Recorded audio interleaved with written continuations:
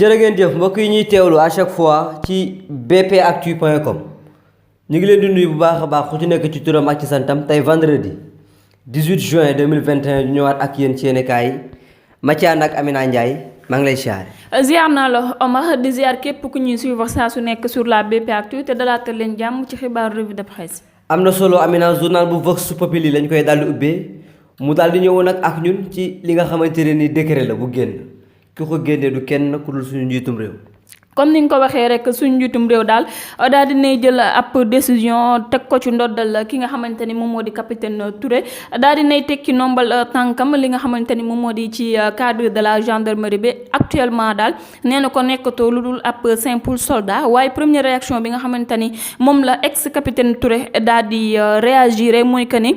nit bu nekk sa destin mooy li nga xamante ni moom la suñu borom tracé ci yow yal na yàlla sàmm Sénégal. yàlla na yàlla sàmm Sénégal yàlla na ko yàlla sàmmaale moom ndax Amina bëgg nañu nit koo xamante ne nii bu la ndogal dalee sa xel dem ci yàlla nga bañ a saalit nga bañ a am beneen comportement bu bokkul ak bu ñu la xamee woon. ba tey ci Vox Populi Amina mu tiitalaat ñëpp tey ci mbirum coronavirus di waxu troisième vague ci Afrique maara day taal yàlla bu mu fi egsi. comme ni nga ko waxee rek troisième vague bi nga xamante ni dañ ko doon craindre nag moom la journal populaire daal di xëyee ci xëtam gu njëkk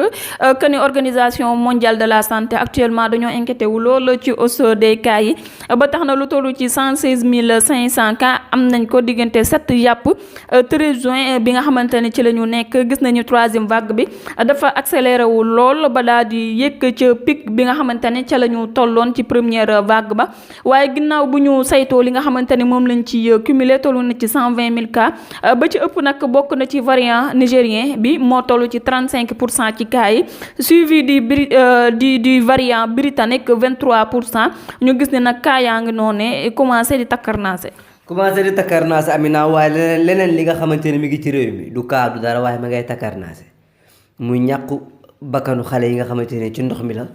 di dem ci géej gi di fa lab ci période boo xamante ne ni période tàngaay la ñu nekk waaye di dem ci géej yoo xamante ne dañ leen ciy aaye pour ñu ciy sangu. Omar forte canicule comme niñ ko gën a xamee ci olof rek tàngaay bu jéggi dayoo comme tàngaay bi nga xamante ni moo nekk Dakar actuellement tax na nag nit ñi mënatuñoo toog seen kër ñu ci bari dañuy jokkoo di yendu ci plage yi ngir am foofu noonu as péex gis nañ ni nag looloo tax cas de noyade yi daal di multiplier wu ci semaine bi nii ñu génn rawatina fële na le ca plage bu Malika waaye ñi nga xamante ne ñoom ñoo nekk ci association des maîtres nageurs daal dañuy def seen réaction ci li nga xamante ni moo di mbir mi ba ci jiitu mooy que ni habitants yi dañoo bëgg di am péex di dem ci plage yi waaye ñoom ñëpp amuñu dooley pause pour mën a dem ci yeneen plage yi nga xamante ni moom la ñuy autorisé ndax la plupart du temps plage yooyu boo fay dem faaw nga yor as weccet. faaw nga yor as weccet gi la yóbbu ndaxte boo demee ba ci plage boobu Amina da ngay fay pour dugg ngir sangu. Libération daal di ñëw ak ñun ci li nga xamante ni moom moo am ci diggante ci axe Dakar ak Bamako. ci mbirum ki nga xamante ni moom mooy Habib Sissoko comme ni nga ko waxee rek dañ koy dut baaraamu tuuna li ca njëkk nag moom moo di wàllum blanchiment d'argent ci diggante Dakar ak Bamako moom nag nga xamante ni moom moo di patron du comité national olympique malien ginnaaw ba ñu saytoo li nga xamante ni moom moo di comptam ba nekk ca Mali gis nañu mu enregistré fa lu toll ci 15 milliards 424 millions 653 mille 588 francs CFA ñu daal di ñëw ci réewum Dakar ñu daal di gis ni nag banque agricole bi daal dina fay enregistré lu toll ci 575 millions 541 mille 283 francs CFA waaye fële na le li nga xamante ni moom moo di chiffre normal yi nga xamante ni moom la ñu saytu ni moom moo légal moom moomal ko boppam toll nañ ci 74 millions 186 mille 277 ba tax na daal dinañuy ubbi benn information judiciaire pour saytu fan la jëlee xaalis boobee. yaakaar naa ne nekk na xaalis boo xamante ne ni Amina somme la boo xamante ne ni somme bu takku la te somme yu takkoo yi nii bu ko nit yoree jaadu nañu xool fan la ko jëlee ak lan la ci def ba am ko ñu dem ci l'observateur ci xësam gu njëkk moom mu daal di fësal suñu njiitum réew muy tàllal tàllal loxo bi nag moom yaakaar naa ne période campagne la woon. comme ni nga ko waxee rek ci tournée économique yi li nga xamante ne moom la nekk jamono ji di dem ci région yu bari ba mu mujjee ci Matam nag ñu daal di gis ni am na fa benn succès boo xamante ni moom ñu ñëpp gis nañ ko teg ci seen bët ginnaaw loolee am nañu daal di jàngat li nga xamante ni moom moo di foule bi ko wuy si woon ñenn ci ñoom jàpp nañ ne dañ leen a regroupé woon mais ça ne signifie pas que ne foule ba koy accueillir foofee ca diwaanu Tamba ak ci yeneen régions yi ñoom ñoo nar a jël sànni seen carte ngir suñu njuutum réew am na ay expert daal yu ko jàngat bu baax a baax ci journal L'Observateur à la page 3. am na solo Amina waaye journal bi def na entretien bu yaatoo yaatu ak doomu Omar Pène ñu gën ko xam ci turu Assane Pène mu yëkkati ay kàddoom ci musique bi nga xamante ne papaam mi ngi koy def waaye ci nawleem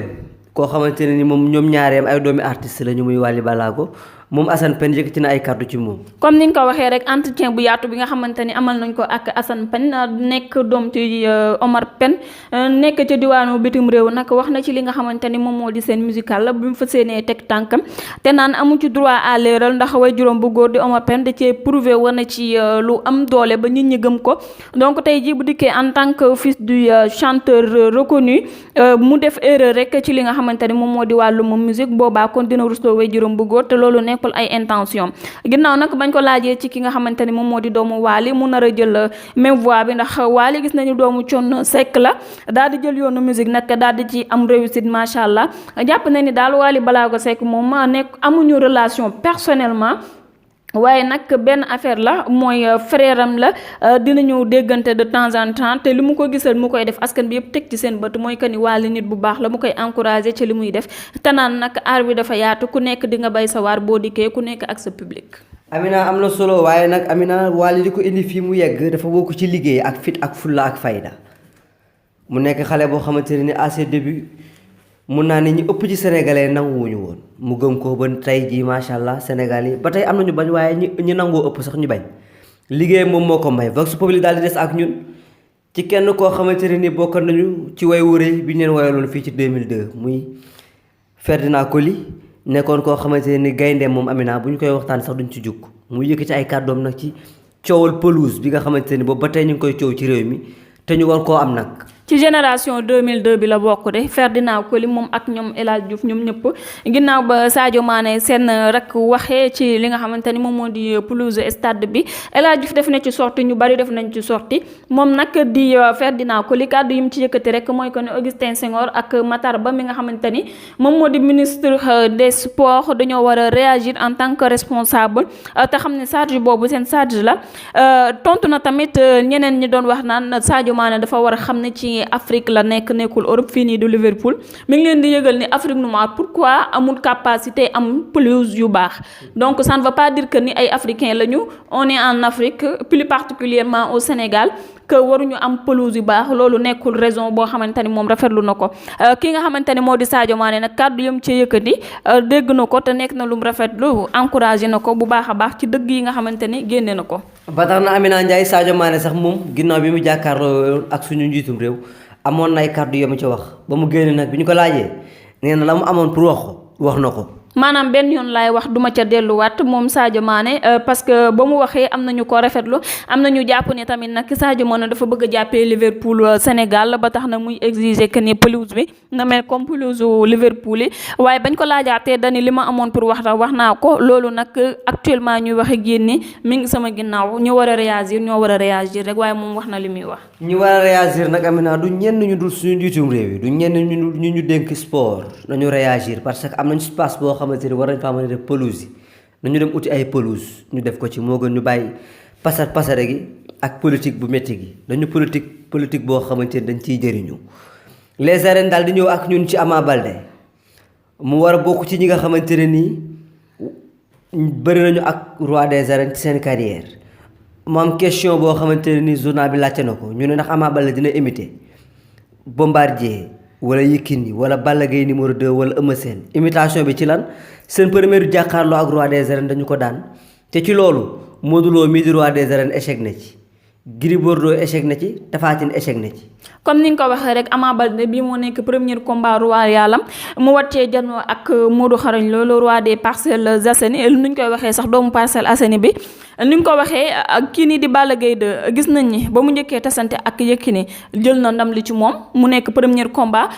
mu nekk ci roi des arènes B52 tamit jaar na ci ki nga xamante ni moom moo di Eumeu Sène jaar na ci ñuy laaj ba xam Ama Baldé dina def comme ni nga xamante ni noom la ñooñu defoon ku ci mel ni Yékini moom kenn du ko gam-gam leen Ama Baldé est-ce que premier combat royal am dina ñëw rek daal di ci jël li nga xamante ni moom moo di couronne bi daal di bokk nag ci rang wu naanaan yi nga xamante ni moom la ñu lim am déet ba tax na daal dañu yónni yàgg ci loolee bu tombee ak Modou Lo ba xam Modou Lo dina ko may opportunité bi mu ñëw rek jël ci moom roi couronne bi. am na solo Amina Ndiaye moo tax journal bu suñu làmb daal di fësal Modou Xarañ Lo le roi des arènes l'enfant des Parcelles Assainies doomu Taïba Ndiaye bi Amina mu nekk koo xamante ne nii tollul ni ñoom waaye ku ciy bëreek moom doo nelaw sa ay mbokk duñu nelaw